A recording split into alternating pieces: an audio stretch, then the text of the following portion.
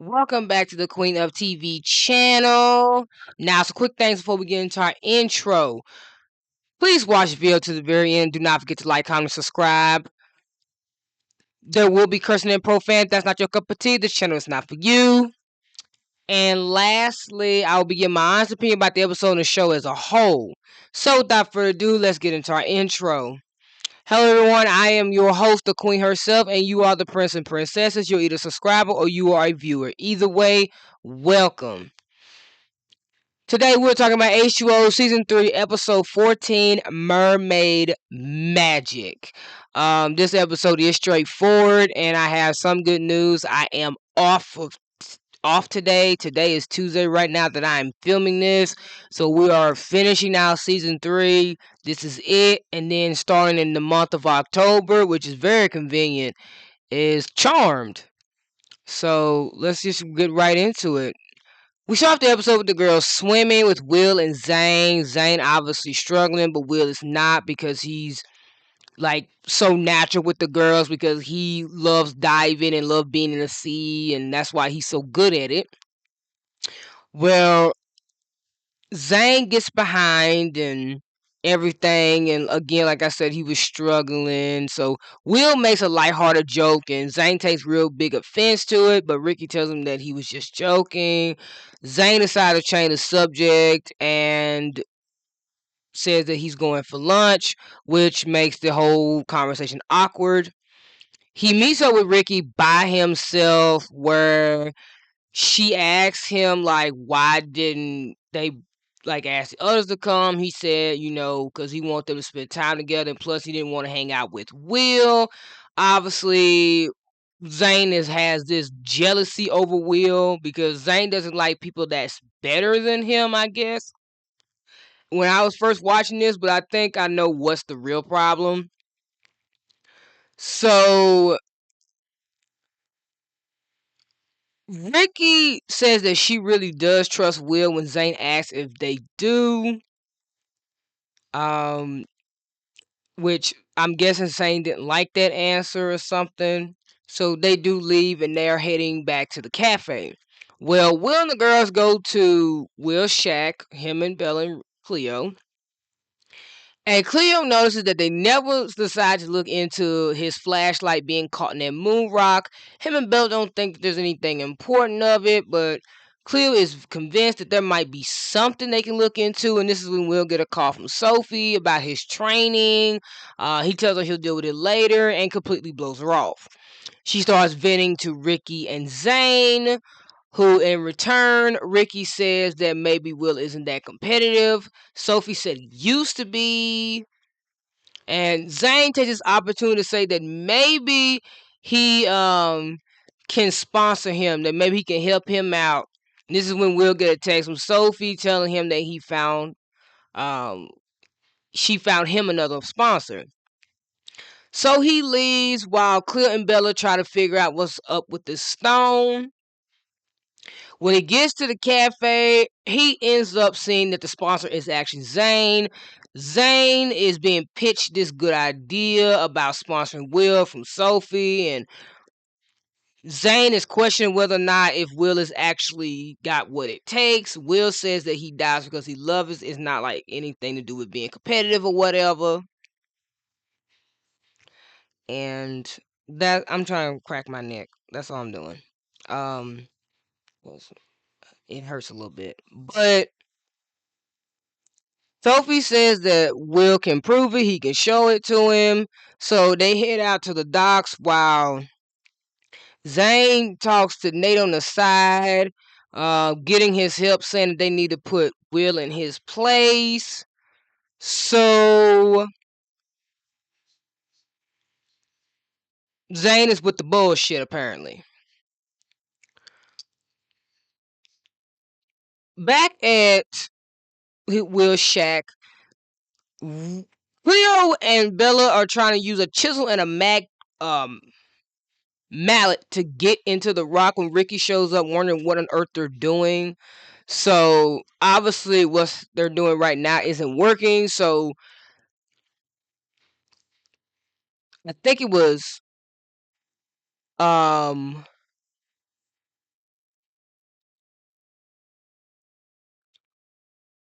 Cleo or Bella, because I was completely off the rails about what the hell Zane was acting in this episode. That told her that maybe she should zap it with her powers. Okay, Rikki tries it and it reacts. It starts rocking and moving, and that's when Cleo noticed that there's something inside of it. Hell, I um think that they were kind of freaked the fuck out because the way they was looking, they was wondering what on earth was in there. But it was a shiny blue light. So Cleo eventually uses her powers and makes a damn chisel out of water and literally cracks that thing right open. That was impressive. So they see that it's a crystal, and this crystal looks exactly like Bella's necklace. So back at the docks, Will shows Zane his training exercise and everything, and he gets in the water. He pulls a 30-meter mark. So Zane gets himself in the water, and with the help of Nate and some mysterious guy, some scuba diver, they end up pulling the 40-meter mark. Zane is kind of bragging a little bit, which pisses Will off because he's already suspicious as how the Zane made it that damn deep, even though he was struggling earlier. So he gets pissed off and decides that he's gonna jump in there and show Zane that he isn't the bad investment he's trying to make it out to be. Sophie protests against this, saying that Will is not ready. He has not done his technique yet. He needs to rest first. But he doesn't listen to her and he jumps right in the water. He even declared before he got in there that he would pull out 60 meters. He pulled out 60 meters.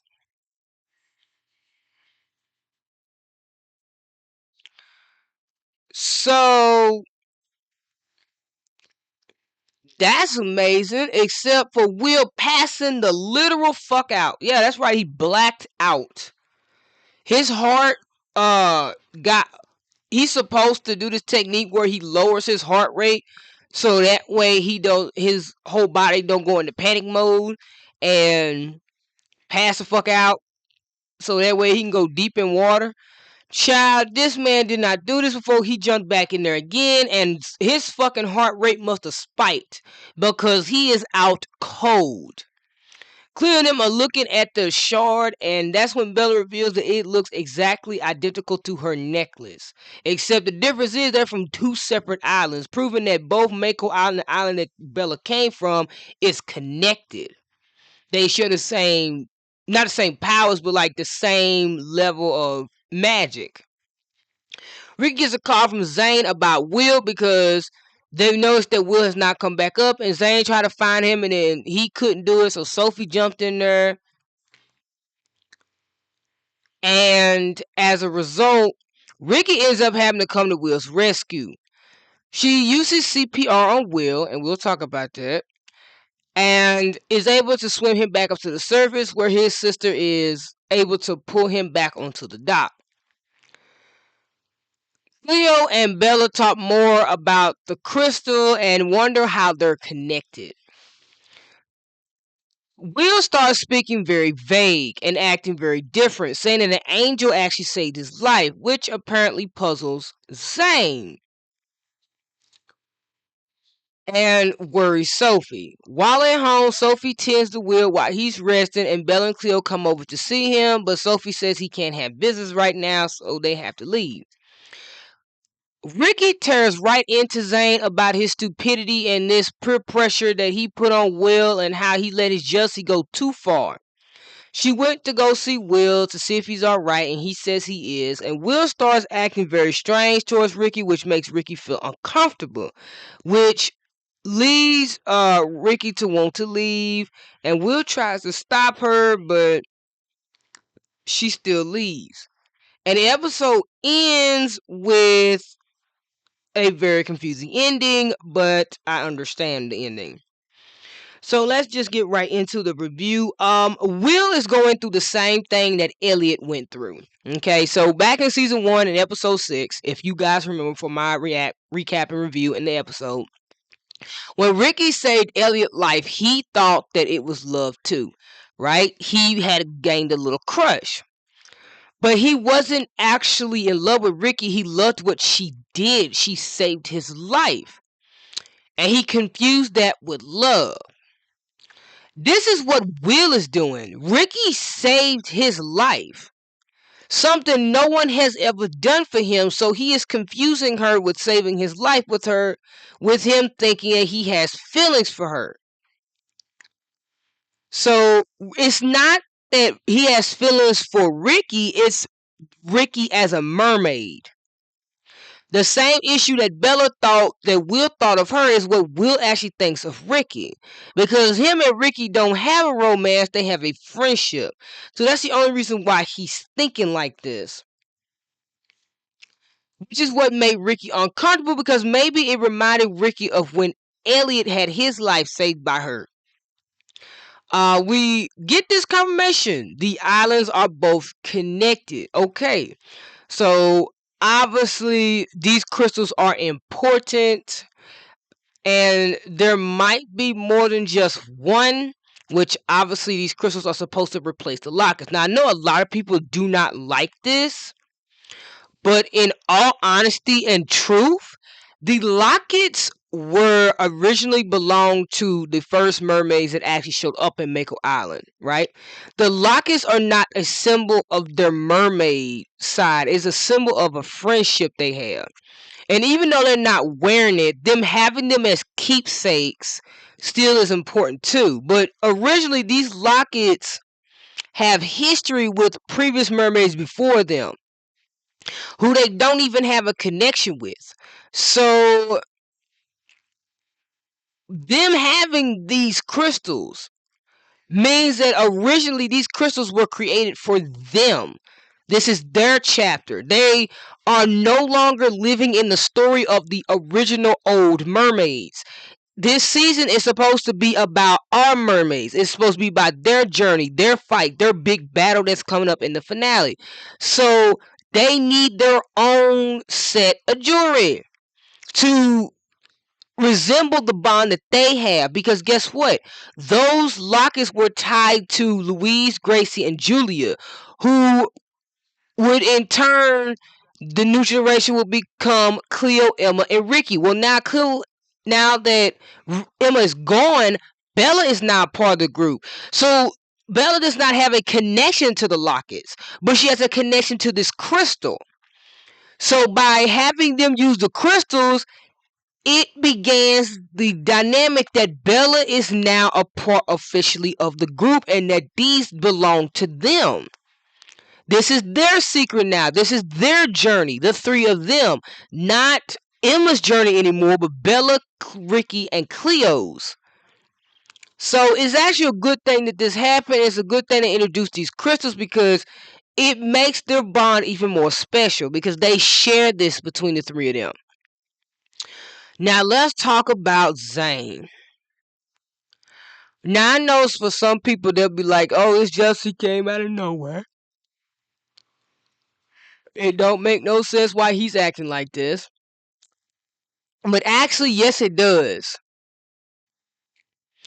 Zane has this issue where if someone is better him at something, or he feels inferior to someone else, he tends to lash out, right?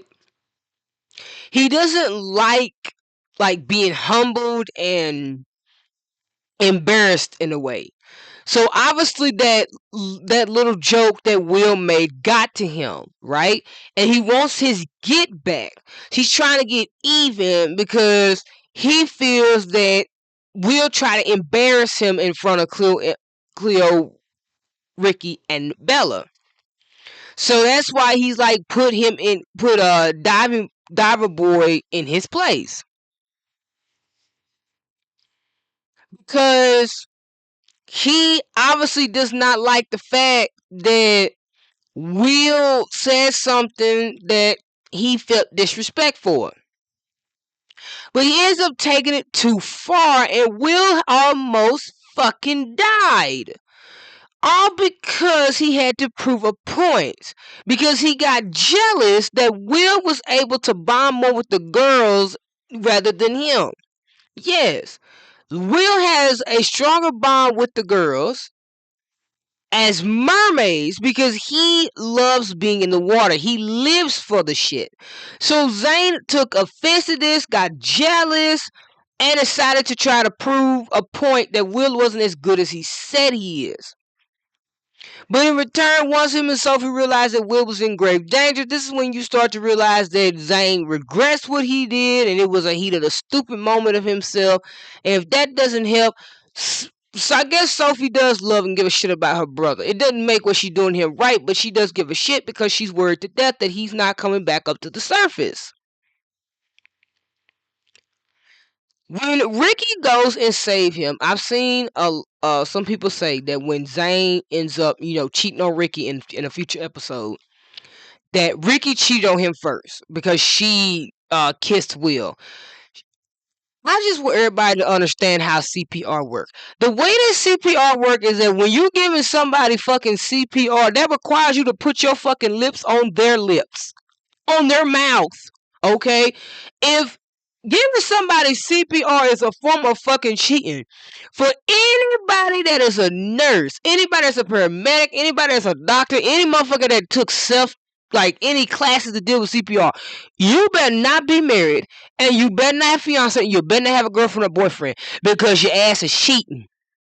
Every time you give a motherfucker CPR, you are cheating on them.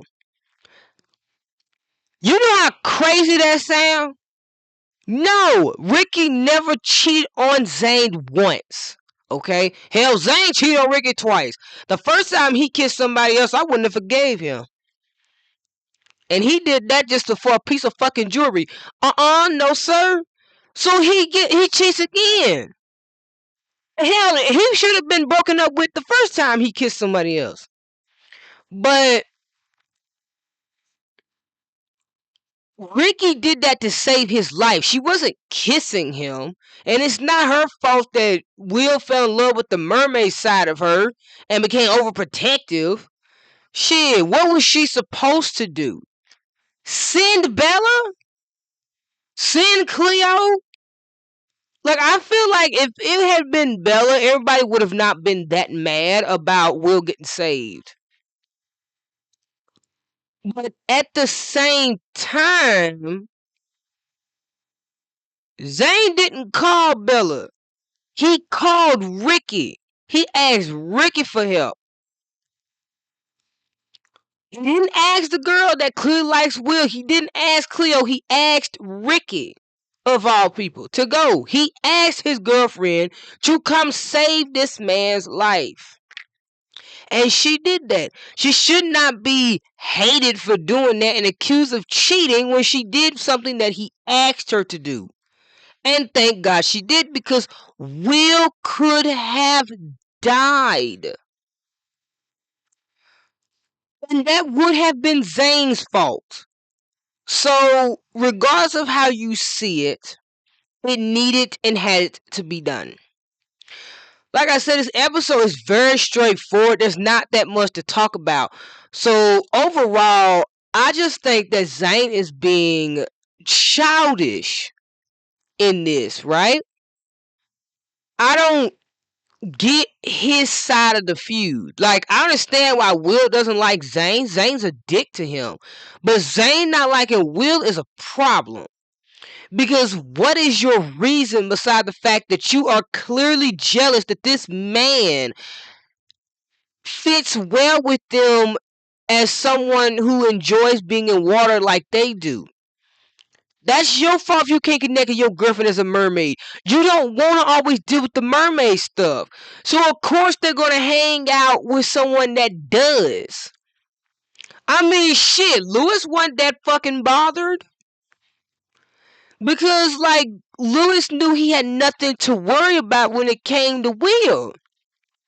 But Zane is, like, in a way, pushing, like, Rikki away in a sense because of his behavior. So it makes sense that his behavior makes her want to separate from him. But at the same time, he's pushing her away. He basically pushed her to Will. For Will to even get this uh non-romantic hero complex feeling crush he got.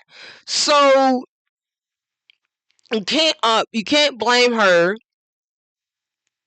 And on top of that, you can't blame Will. You can only blame Zane because he knew better. He knew better, and instead of doing the right thing, he fucked up. But does he learn from this? We'll just have to see. That's all I got for you guys today. So, you guys, you have a blessed day. You have a wonderful day. And if no one has told you today, I'm telling you, I love you. And if you're wondering what I'm wearing, I am wearing my work shirt.